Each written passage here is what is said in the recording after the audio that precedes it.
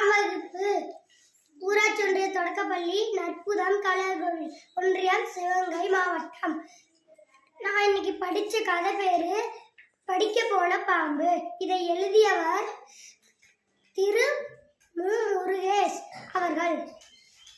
பாம்பண்ணா எங்கே போறீங்க? நான் பள்ளிக்கூடத்திலேயே படிக்க போறேனே. பக்கத்தில் ஒரு புளிய மரம், அதில் பாம்பு ஒன்று இருந்தது.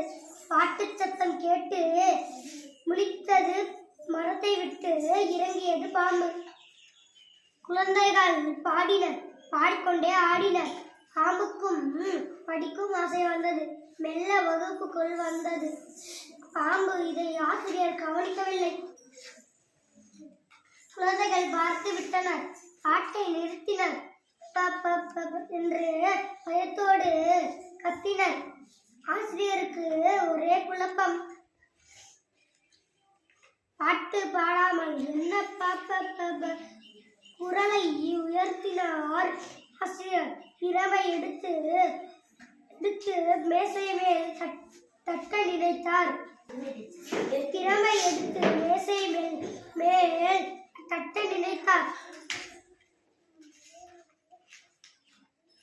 வேகமாய் குனிந்த பிரம்பை எடுத்தார். அது பிரம்பு இல்லை, பாம்பு. ஆசிரியர் கையில் இப்போது பாம்பு. ஆசிரியர் பதறினார்.